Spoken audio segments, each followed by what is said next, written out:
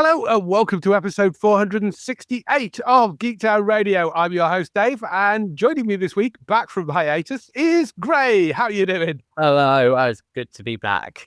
Lovely to have you back on. I know we were off for a bit, but you were off for a lot longer because of work and then holidays and all that sort of stuff. What have you been getting through whilst you've been away? While I was off doing my work, I also fell ill, and that illness gave me great time to concentrate on TV shows because all the jobs said you need to rest. So the sofa was my friend and TV was my friend. And then I've been on holiday. Holiday was great. I had 2 weeks completely no TV, no really out there in the camping in the wild, and so didn't watch any TV. Oh, nice. Since I've been back, been trying to catch up. And yeah, I think I was on in early May, so I've been off for about 3 months, and I have watched so many shows. And Dave, you can speed this bit up if you want to, but I'll only talk about a few of them. But some of the shows I have completed include Too Much on Netflix, Bookish, Here We Go on BBC, Mixtape, Karen Piri, Stick, Ghost US, Sirens, Code of Silence, Invincible, Poker Face, Night Agent, Just Act Normal, Overcompensating, Department Q, I Jack Wright, Hacks,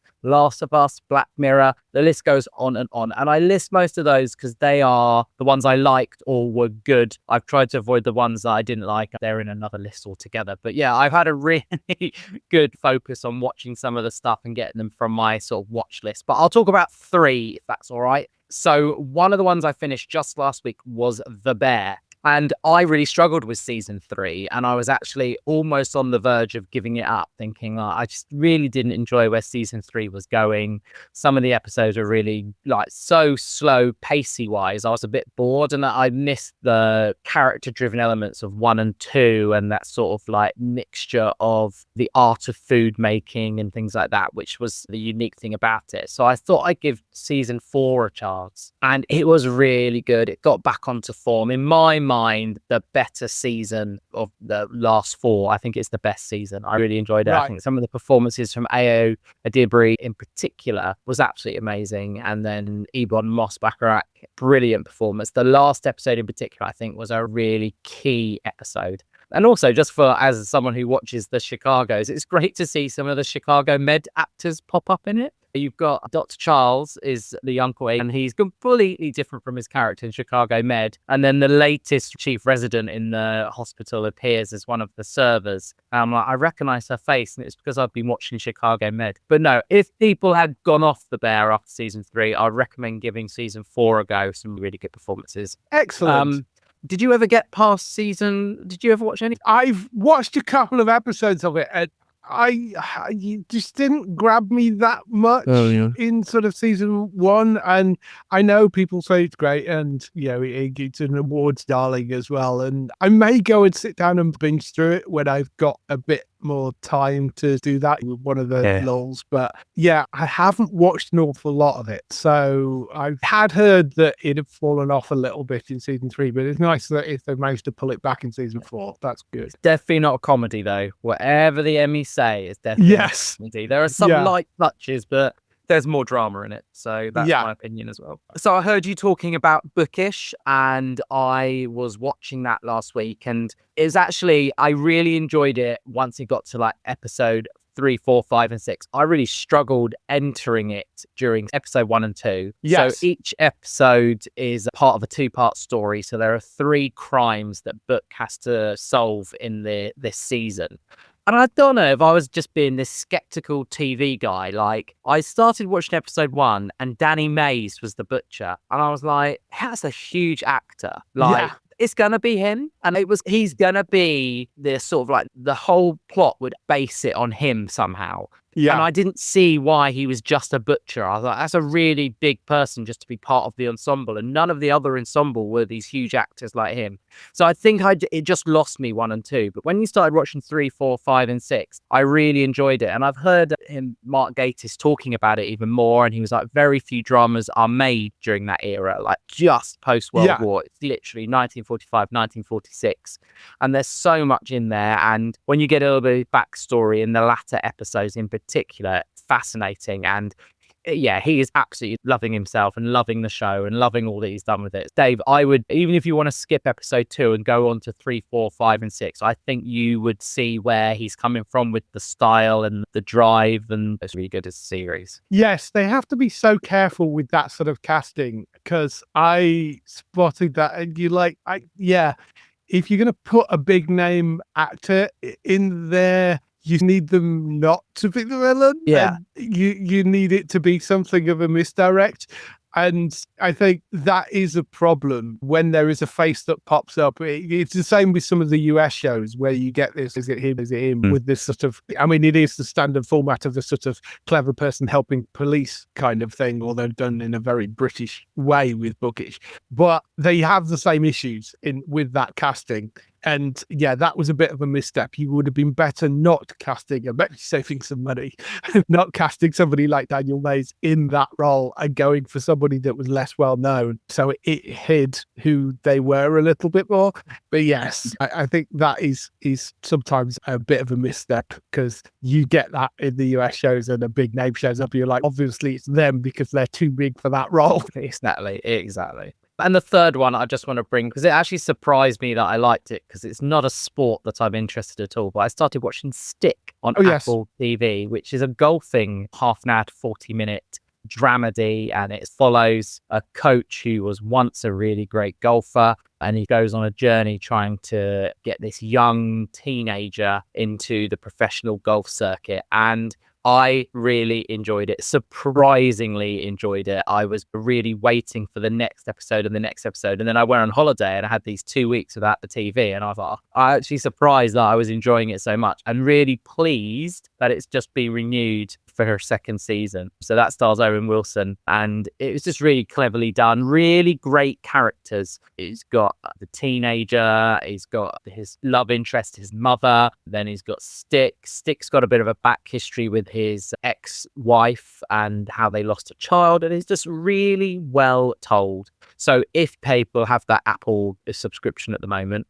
and they're looking for something to fill that gap of along the lines of 30-minute humor, then please do go and watch Stick. I know it was another program beginning with S, but I really enjoyed it. You don't have to be a golf fan to enjoy it. Okay. Yeah. I've heard it described as being a golf version of Ted Lasso in some ways.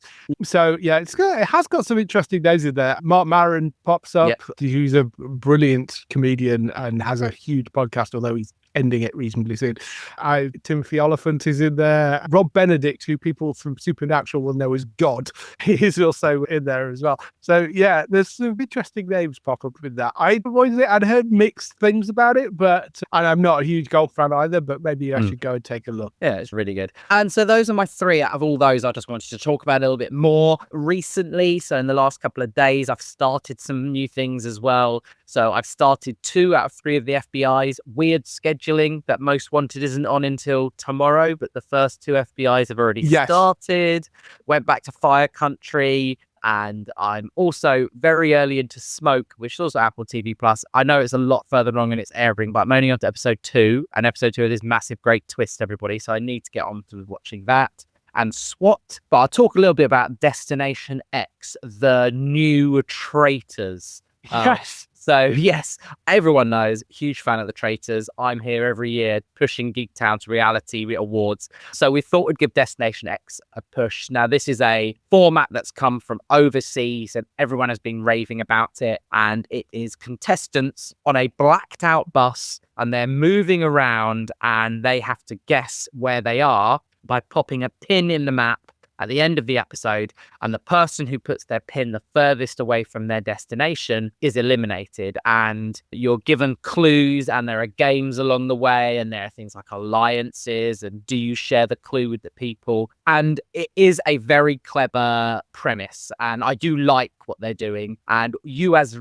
viewers, you can go on the website why you're playing the game, and you can guess as well. And you can place your X where you think it is, and you can do quizzes, and there's loads of interactivity. I am being really knowing so much about reality. The only problem I think it's got is it's on now in August in the summer, where we know that it's not the greatest time to put lots of new television that you want to get high ratings. Yes. I would have held it back for an autumn release when we start going back to like routines and the autumn weather comes in. That's where you start throwing these big numbers where people are going to be spending more evenings in. I think he's got a lot going for it. Rob Brydon is brilliant. He has got that right level of camp and competitiveness and tension. But me and my partner are sitting, we're enjoying it, but we're like, would we cancel dinner plans for this? Would we say no to going out? Probably not. We'll watch it on catch up. But then all that interactive element that you have as a viewer where you get to guess along is gone because it's out there. You can almost guess. But yeah,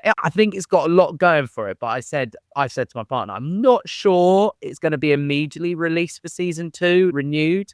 I'm just not sure it's getting enough coverage because of the time it's released. Honestly, should have been a September release, in my personal opinion. Yeah, I think that probably makes sense for this sort of show, or even held it for, I know Traitors has a sort of January slot, but it feels like something that maybe you held it and ran it either straight before or straight after Traitors or something like that. It feels like it might work in that way. I don't know. Interestingly, there is an American version who has a very different host. It's Jeffrey Dean Morgan that does the American host, aka Negan from The Walking Dead, which is a completely different host to Rob Brydon. But yeah, I've seen clips and little bits and pieces of it. I haven't actually watched any full episodes. It does look like a quite fun, interesting idea for a show. Definitely fun, yeah.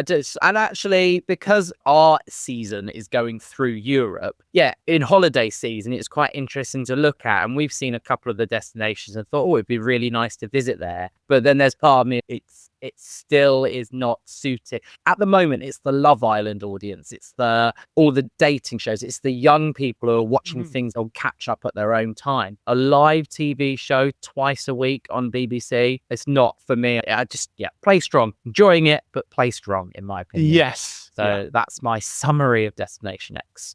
And then I went and saw a film. Obviously, film has been on the bottom of my list at the moment. I know I should be supporting the cinema, but unfortunately, one cinema near to me is incredibly expensive, but you get lots of luxury.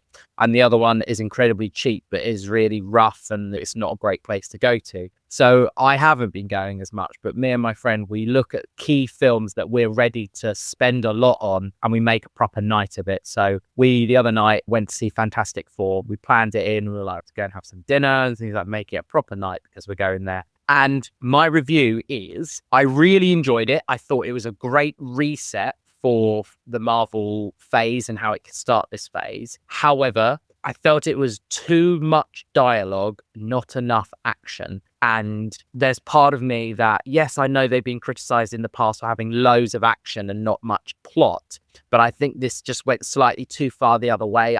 You didn't really get to see the characters use some of their powers until much later on in the film. And I've read stuff about like John Malkovich's character. They filmed all those scenes, but then he got cut down to nothing, one little shot and one of his monkeys.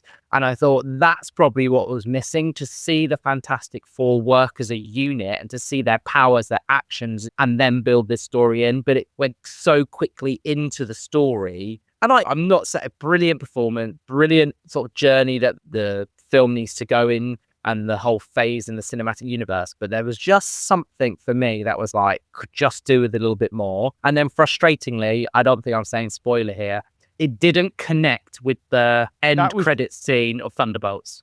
Yeah, I mean, my feeling on it as well, because we talked a little bit about this last week. My feeling was it does introduce the Fantastic Four to the MCU, but doesn't, because it doesn't directly connect to the MCU Earth.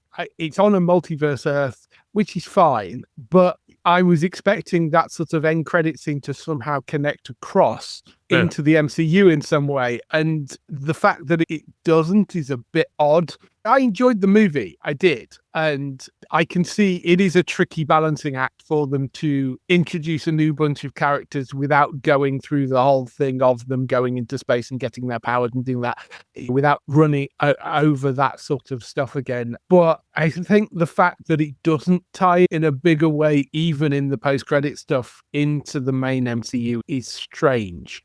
And Daryl made the point that they've got burnt by that in the past, but I get that, but I felt that you needed a bit more of that in some way. Did you see the Thunderbolts end credit scene, Dave? Yeah, I'm trying to remember what it was. So it was a clip of the Fantastic Four ship coming into their world. Right, yes. And the problem was, we don't know where that now fits, because even when we waited for the end credit scene here, we were just like, so why aren't we seeing them deciding to make a journey to that world, and that's how they connect? I think that's what I was looking for, and I think that's true. And I agree with what Daryl said. Yes, they've been burnt in the past, but I feel like maybe they've been filmed out of sequence, or the directors haven't fully talked to each other. But I heard that most post-credit sequences are done by the director of the next film, or the director of quite the film often that it's linking to. Yeah. So why didn't they make sure that was referenced in some way, even if it was like, we need to go to Earth 616, make a point of it or something like that. So yeah, anyway. So yeah, that was my review. I would give it a good, healthy 4 stars. Fantastic 4 stars. And that's kind of me. There's so much more I could talk about, but I'm wary of time today. And Dave, you need to tell us a little bit about what you've been doing over the last week. Yes, my last week sort of stuff. Still watching Foundation. It's still brilliant. I'm very much enjoying that and catching up with it. And it's one of the shows I look out for every week. Comes out on Fridays on Apple TV. And it is rare. There aren't that many kind of straight, hard sci-fi things out there at the moment. And that really is. And it does such a fantastic job of holding together a story which really should be unfilmable, given the fact that it's spread across this wide expanse of time, but they managed to pull it off and it works really well. There's some great characters in there, really enjoying that. Ghost US, I'm nearly at the end of what season are we on? Is it 3 or 4? I can't remember at this point. It's 4. Oh, yeah, I'm nearly end of the current season that he's on iPlayer anyway. Nearly got to the end of that. I've been hugely enjoying this. I love how they've taken the premise from the English version, but expanded it out and managing to give the ghosts some interesting other powers, which gives them more dimensions. They brought in different ghosts as well.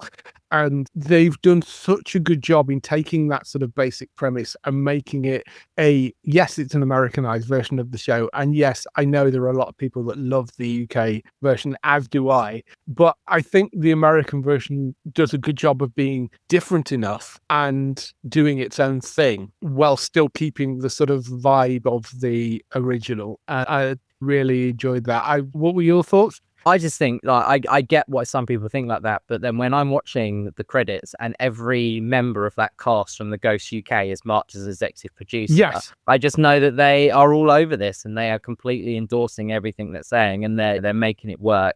And I sometimes think, like, how some of the characters in the UK, if they'd gone on for more seasons, they could have had some of those extra twists and powers and opportunities. And no, I really like it. I think it's really good. I covered all of those episodes thinking there were 21 or 22 in about a week. I just had them on in the background when I was wandering around doing admin, life admin, sorting out the house and things like that. And so really zoomed through them and really engaged with the storylines as well.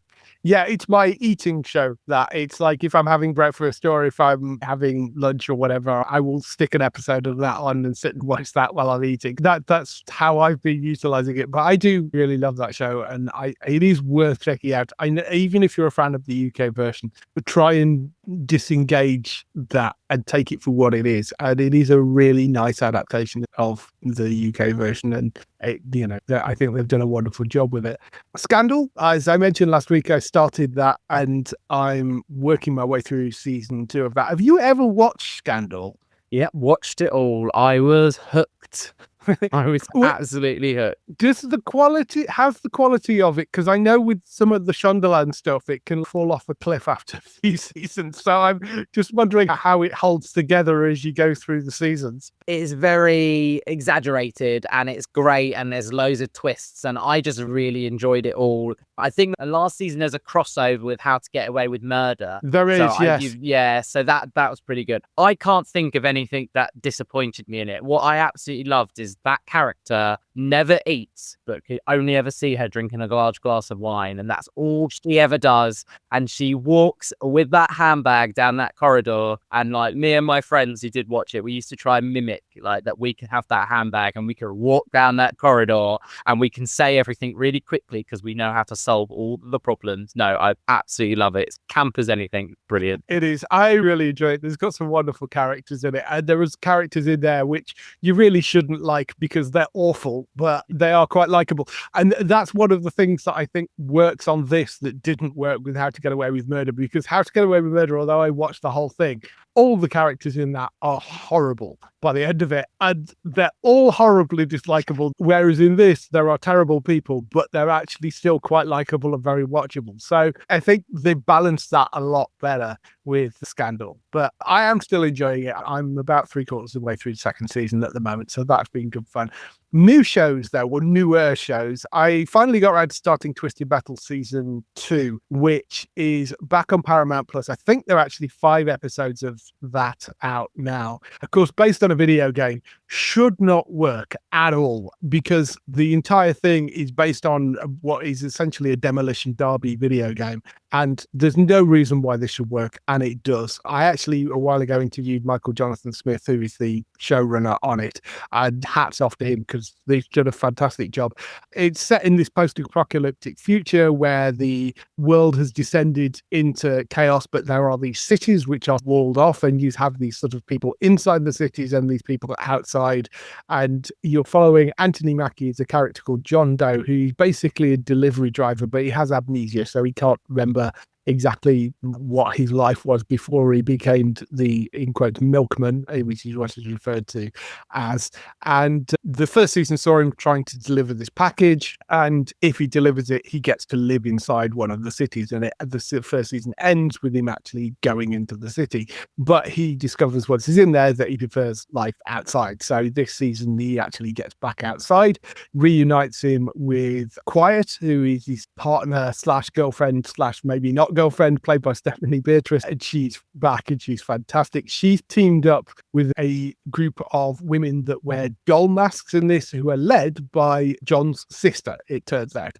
And you've also got Sweet Tooth back in this, which is played on screen by Joe Sanoa, but voiced by Will Arnett, who is this psychotic killer clown, and he's fantastic. Again, you also get Anthony Carrigan pop up in this as Calypso, who is the person that organizes this Twisted Metal Demolition Derby tournament. So, well, the first season didn't really have that sort of Demolition Derby. This is the main thing which we're pushing toward for the second season, is he organizes this Demolition Derby tournament, and the prize is one wish, and the wish can be anything you like, he says. So they hit on this idea of wishing that all the walls of the cities come down, and that's John and Quiet end up entering this Demolition Derby.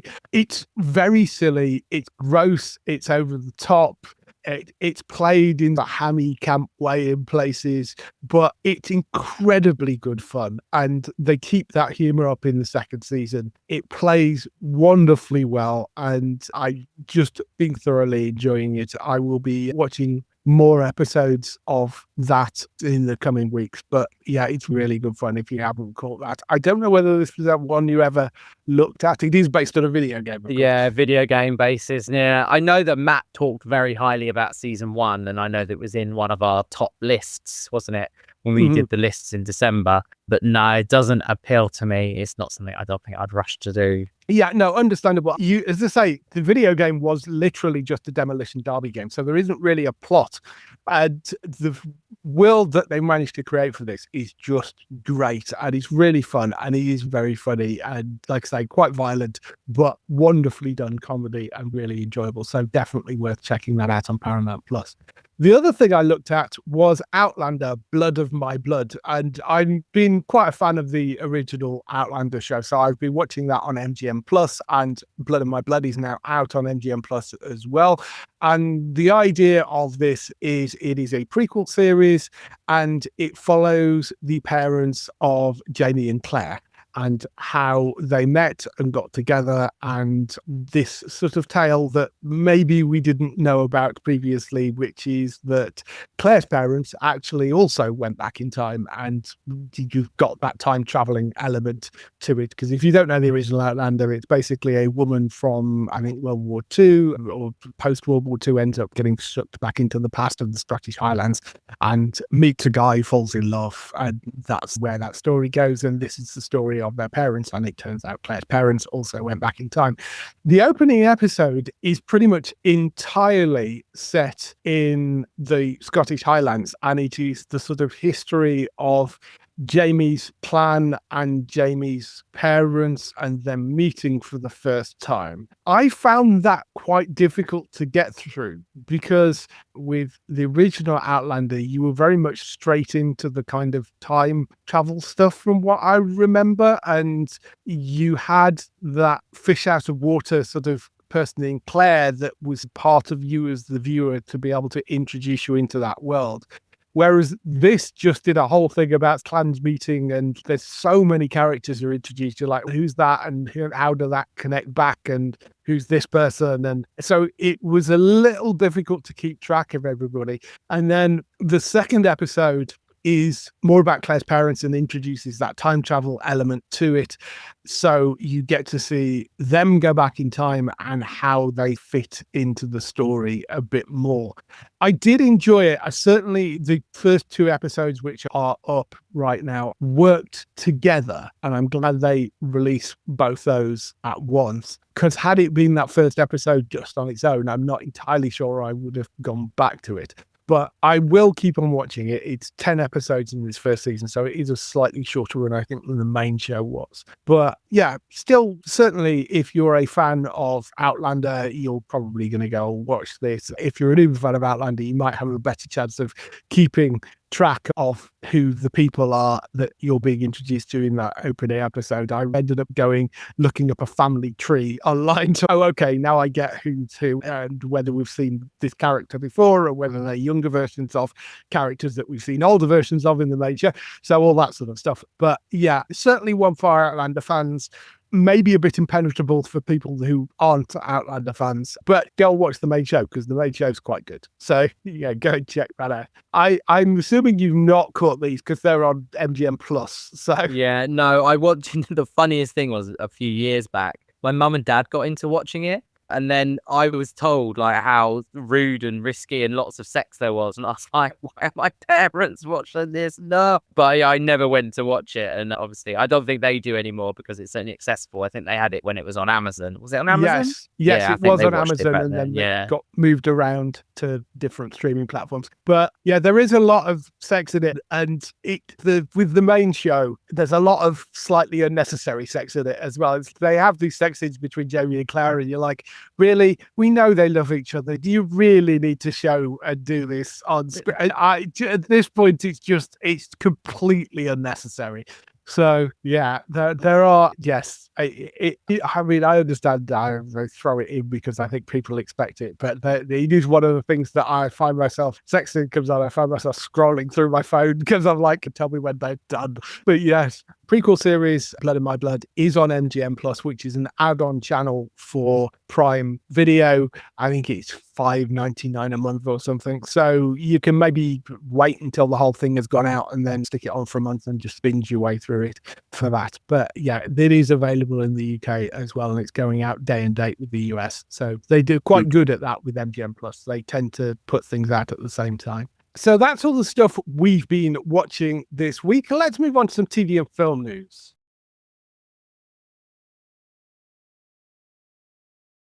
So we kick off the TV and film news with the renewals, cancellations and pickups. Cancellations we've got coming first. Goosebumps has been cancelled after 2 seasons on Disney Plus. I didn't see any of that, but I know there was a lot of people quite upset that was cancelled after 2 seasons. That will not be coming back.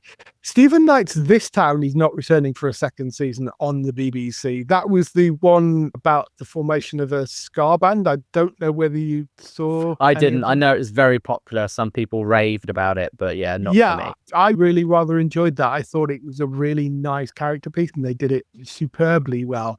The weird thing is, even the BBC sort of posted a thing saying the BBC have not renewed this on the news website. And we had it down as a limited series drama, and it does work as a self-contained thing. I was surprised why a lot of people were shocked that it wasn't coming back for a second season, particularly as the Royal Television Society Awards gave it an award for best single drama or limited series. So I presumably they thought it was a limited series at the time as well. So the fact that it has been in quotes cancelled doesn't really make a huge amount of sense, because I don't think it was really originally planned as an ongoing series. I think it was planned as a limited series. So I mean, Stephen Knight's quite busy, so I understand why they might not bring it back and the expense of it and all that sort of stuff. But there were places they could have gone with it. That would have been nice. And I did really enjoy the first season of it, or the show as it was. But don't let that put you off watching it. It is a fairly nice self-contained thing if you want to go and catch up with it on iPlayer. ITV have cancelled 99 to Beat. I don't know whether that was...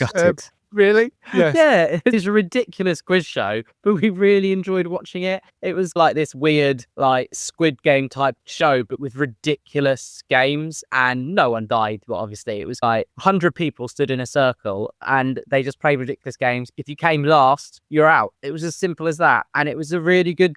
I mean, look at the data. They released the data on how popular it was, but they cancelled it. Yeah, it is an odd one to cancel, because it apparently had 12.5 million viewers and 4 million streams on ITVX.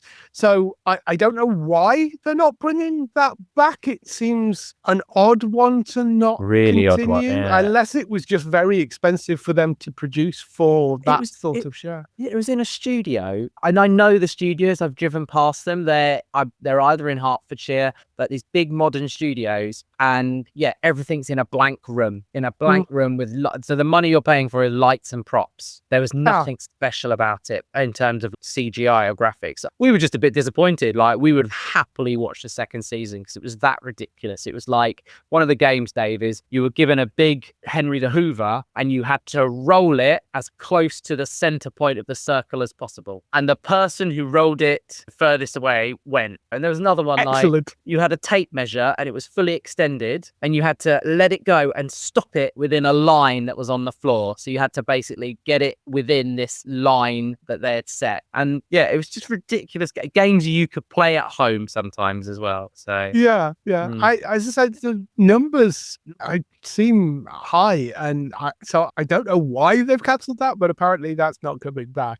And UK TV have confirmed Annika, starring Nicola Walker, will not be returning for a third season. I don't know what the reason for that is either, whether it's Nicola Walker's too busy or too expensive at this point. I don't know. But you're a huge fan of Nicola Walker, aren't you? Yeah, I just missed the start of this. So I've literally just binged season 1 last week and I'm about to start season 2. And then I read this bullet point. I'm like, oh man, why do I keep doing it? Yeah, it's a standard kind of crime drama-y sort of stuff, isn't it? I think, this show. But she's great. The show seems to have gone down well. Again, I don't know the reason for that cancellation or that decision not to make more of it. It could just be Nicola's too busy on other things. On to the renewals. One Piece has been renewed for a third season. They've just released a bit of footage of season 2 as well, which is coming in 2026. So that's the live action version of One Piece, but they've renewed that for a third season. I think probably they've announced that so they can get straight into it and start filming more of that.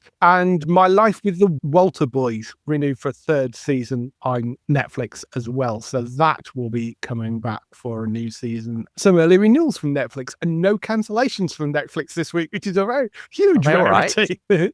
Yeah, what's gone wrong with them? It's very weird. Yes, 2 Netflix renewals this week. On to pick up some other news. And one of the biggest news stories, which we're going to get into a little bit, is this merger between Paramount and a company called Skydance, which you may or may not be aware of. It has been going on for literally years, and they've now finalized that merger. It is coming together. Paramount, we knew, had financial trouble, although why, I don't know, given the properties that they're involved with, but they were in some financial trouble and were looking for somebody to buy them. Skydance came along. Skydance, for those of you that don't know, are quite a decent production company. They've co-produced some of the biggest film franchises of the last 2 decades, including Mission Impossible, Top Gun Maverick, and the Star Trek movie franchise, and Transformers. Huge movie things. On the TV side, they're responsible for things like Reacher, Tom Clancy's Jack Ryan, Foundation, Fubar, that was cancelled last week,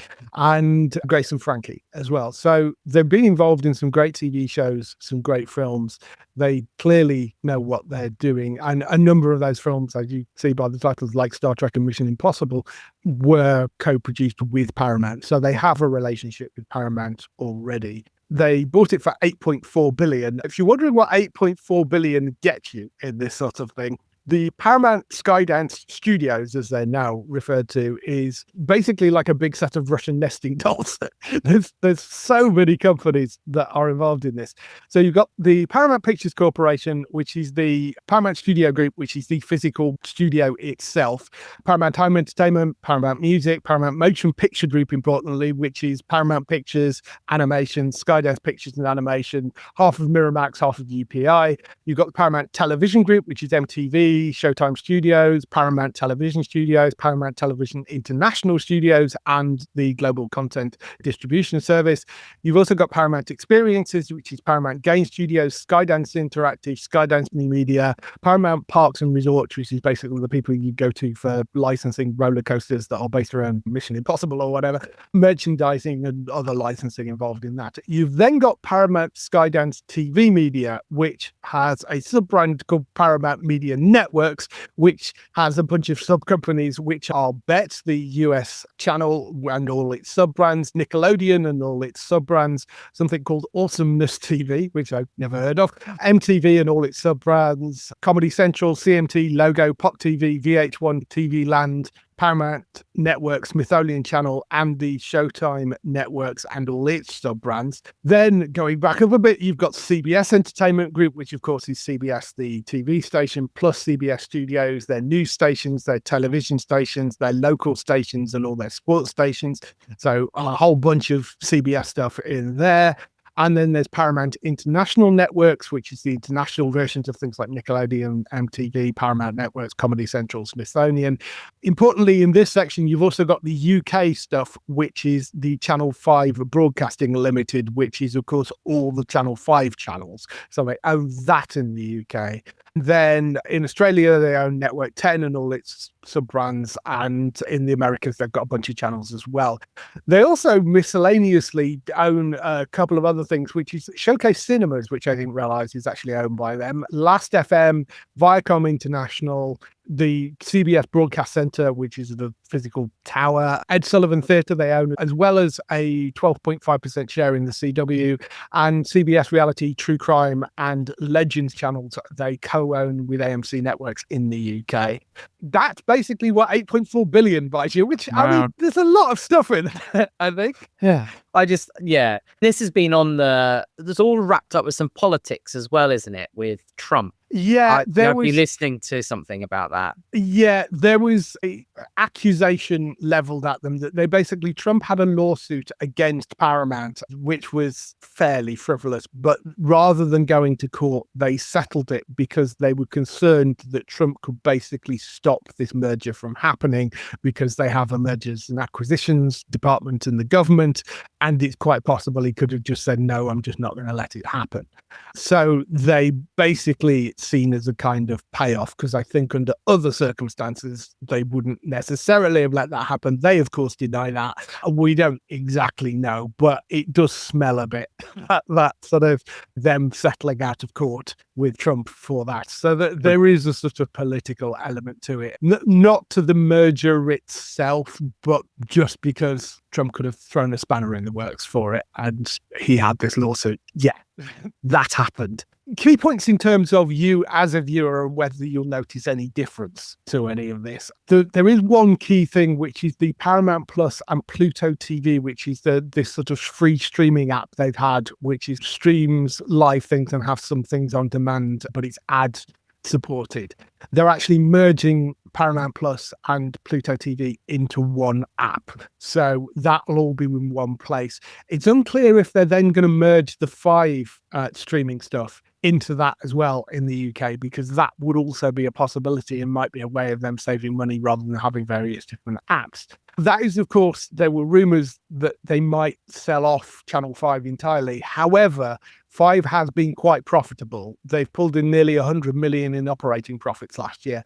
And they're also producing their own drama and stuff now. So I don't know whether they will. They may decide to keep hold of that. There doesn't seem to be any drastic need to get rid of it. It's not like it's losing money at this point. But there is that. Regarding shows and content, we don't know an awful lot how this is going to affect things. They have said that getting Star Trek back onto the big screen is a priority for them, although what version of Star Trek that would be, whether it will be the Kelvin timeline cast that have been on the previous movies, or whether that will be some version of Next Gen cast or other cast from the newer shows, we don't know at the moment. But they have said that they want to bring Star Trek back to the big screen, which, okay, fair enough. I can see that is one of their flagship brands, sort of makes sense. Other shows that they are involved in, FBI's, the NCIS stuff, Ghosts is one of theirs because it's through CBS, Fire Country, Calling from Accounts, Elspeth, Matlock, Watson, SkyMed, Reacher. There's a few others as well, but those are some of the ones I pulled out. Whether we'll see more of a sort of CBS Paramount crossover on the content with 5 in the UK, that's a possibility, because at the moment CBS sells a lot of their content to the highest bidder in the UK, which inevitably is Sky. Whether they will decide to hold on to some more of that and put it on 5 instead, who knows? That would be a possibility. Or put it on Paramount Plus instead. Whether there will be a bit of rejigging on that side of things, that is possible. That would make some people quite happy, because particularly with things like the FBI, Sky have been holding on to things for a long time, and Paramount Plus, they tend to release them day and date with the US. So I mean, who knows at this point exactly where that's going to go. It's interesting about all of those shows that you just listed are basically go to the highest bidder, and then what's ever left ends up in Paramount Plus. Because like I watched SkyMed as Canadian TV drama, and you can tell that Sky passed on that. They're kind of like, yeah, we're all right, thanks. And then Channel 5 or BBC were like, no, not for us. And so it ended up on Paramount Plus. It's actually quite a good show if you're into Canadian drama element of it. My worry about these things is content. What will be sacrificed for creative purposes in like speech marks? And just as long as they keep the fans at their heart and they don't ruin some of the relationships they have or cancel series just because it's not right or not the right fit for their brand, that's the only thing would ever worry me. And you just also be cautious of when they do things like takeovers and things like that. Yeah, it is going to be interesting, particularly, I mean, Star Trek being one of their biggest brands moving forward is going to be interesting for me and for other Star Trek fans, how this is going to affect that. We've seen that Skydance can produce some brilliant sci-fi in things like Foundation. And there are other shows that have been decent, high quality things like Reacher and like Jack Ryan. It's what they do with Star Trek at this point, because at the moment we've got, I think, one show definitely coming, which is the Star Trek Academy series. We know that Strange New Worlds is coming to an end. It's been taken in an odd direction. I mean, there was the talk of the sort of continuation from the Picard timeline. There was a show that was set up at the end of Picard season 3, which was literally right there with a new cast, or a mix of old and new cast that could have moved that forward. And there's been absolutely no announcement of it. I think it was Legacy they referred to that as. And it would have made sense to announce that and move that forward. And we've heard nothing. So it's whether they'll start pushing the Star Trek TV stuff a bit more. And once they're in fully control, I don't know. So I'm hopeful that maybe we'll get some more stuff, because they do obviously want to push that as being a major brand that they now own. So we'll see what happens with that. But yeah, it has effectively created one of the biggest media companies in the world with that merger. So certainly it is going to be one to watch. But if you see some changes and things going on with CBS, Paramount shows, that could be why. But we'll obviously keep you up to date if anything happens. Check out the website and we'll post news up on there There was one other little change in terms of streaming stuff over on Disney Plus. And we're saying goodbye to Star, that tab that's on the right-hand side of your screen, and hello to Hulu. They're basically getting rid of the Star brand and changing it for Hulu, which always made far more sense to me, particularly in the UK, because, well, Star is quite a known brand in places like Latin America and some of the Asian markets. Nobody had ever heard of Star over here, where at least some people had heard of Hulu. So when they announced Star was going to be the brand they were going to use, we're like, okay, I don't know why you didn't use Hulu, because it has got Hulu content on Disney Plus in the UK, along with ABC content and FX content and all that sort of stuff.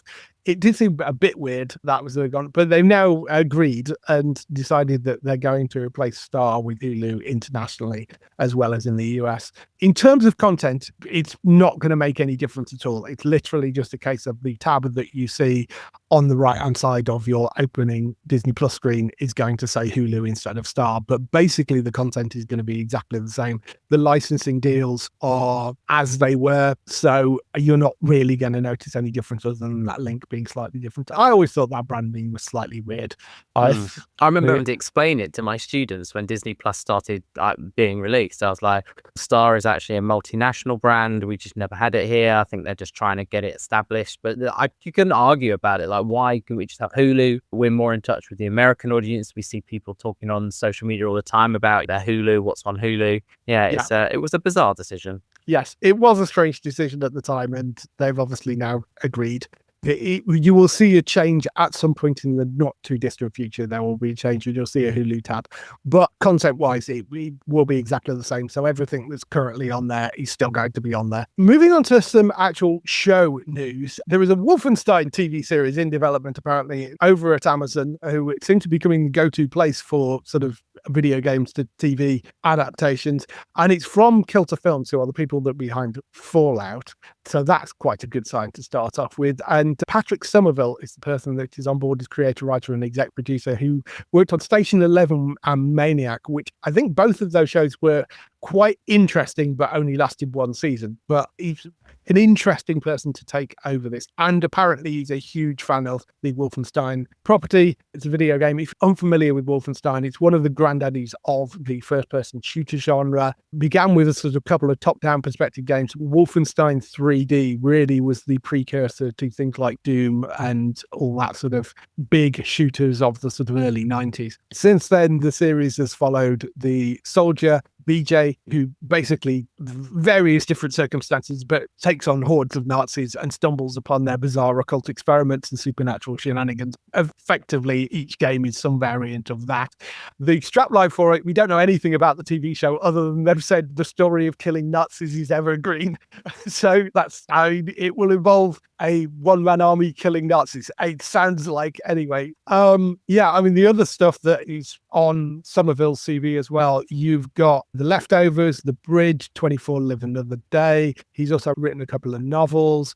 Amazon have also got a Mass Effect series that they're working on, and have got a War series live action, so there's those. And of course the Warhammer 40,000, which is technically a tabletop game, although there are video games based around that, which is being produced in partnership with Henry Cavill, who is a huge nerd when it comes to Warhammer stuff. He's the person that is basically shepherding that entire franchise that they're doing over there.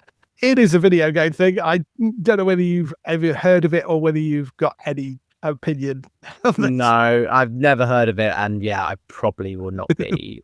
Amazon are really going down the video game route with a lot of their stuff, aren't they? Yes. Probably not going to be watching that one. Yes. It'd be interesting to see what route they go down, whether it's like more the twisted metal kind of gross comedy sort of thing, or whether they try to go for something a bit more serious. So we'll see with that. But that is in development. It's not ordered to series. Back over on CBS, Mike Colter is teaming up with the creators of Evil once again, which of course was a TV show from Robert and Michelle King. They've come up with a new show called Cupertino, which is a legal drama currently in development. The kings were the people behind evil, and the good wife and the good fight. It's set in Silicon Valley. Drama is described as a David versus Goliath story. Coulter plays a lawyer fired from a tech startup that attempts to cheating out of his stock options. Rather than backing down, he teams up with another recently fired attorney to take on the tech elite, fighting back on behalf of those who have been exploited by the system. So it sounds like, although Mike Coulter, I think he was actually in the Good Wife and the Good Fight, but he was also in Evil. So he's got a long history with these guys. It sounds like it's in more of the sort of Good Fight territory, this. But yeah, I like Mike Coulter. He's a decent actor. And they seem to produce these sort of shows quite well. Again, not ordered to series yet, but it is in development for CBS. Yeah, it's legal drama. It's CBS. I can't see why I wouldn't give it a go. So that looks like it's along the procedural lines. So yeah, we'd give it a go. Yes, yeah. I think, to say, they did really well with The Good Wife and The Good Fight, so I don't see why this one wouldn't land for them. We'll see where they go with that. And one other news story, which is Netflix are apparently eyeing a movie of a potential action comedy based on the classic 80s cop series TJ Hooker. Now, for those of you not old enough to remember TJ Hooker, ran from 82 to 86, starred the legendary William Shatner as Sergeant TJ Hooker, a hard-nosed veteran cop who, after a divorce and the death of his partner, returns to the streets to train rookies and clean up the city. Heather Locklear was also in there as well, and James Darren from Deep Space Nine and Adrian Zemed were the other cast on the original show. The thing that I think rubbed some people slightly the wrong way was it's not a series they're looking at, it is a movie. And it was the fact that they called it an action comedy, whereas the show was more dramedy, the rookie sort of level of that. There was mainly drama, but with some lighter comedy elements thrown in there. It was in that sort of vein. So to do it as a kind of action comedy, I think has visions of some of the other things like the Baywatch movie that they did and that sort of stuff, which sort of mangled the original property in quite a horrific way. It's from Jared Paul and Andy Mogul, who worked on The Grinder and Huge in France. So I think Huge in France was a Netflix film. No word, of course, whether they'll manage to get the legendary William Shatner, who is now 94, to make a cameo appearance. If they manage to get this film off the ground, he is still remarkably active and went to space a number of years ago. I wouldn't rule him out even if he turns 100 before this turns. But yeah, are you aware of TJ Hooker at all? I used to watch it as a kid. I'm aware of it. It doesn't seem like it's something that would appeal to me though. But yeah, I'm aware of it. I'd heard it. Yeah, I think it's one of those things that had they said, okay, we're making a new version of TJ Hooker in the same way that we made a new version of Magnum. Had they gone down that route and it was a show that was a more procedurally sort of thing for a network like CBS or NBC, I would have gone, okay, cool. That sounds like it could work. I think that could be interesting. Doing it as a big budget action comedy film for Netflix, I think it sounds like you're taking a name and throwing it onto a film for the sake of it, and I'm a little bit no, probably not. And if Bill is still alive by the time this comes out, I rather suspect he'll have opinions on it himself as well, because he doesn't tend to hold back. He's 94, he was Captain Kirk. As far as I'm concerned, the man could say whatever he likes. So yes, I'm sure if this does come out and he sees it and he hates it, he will very much let people know. So that's all the news we've got for this week. Let's move on to a few highlights for next week on TV.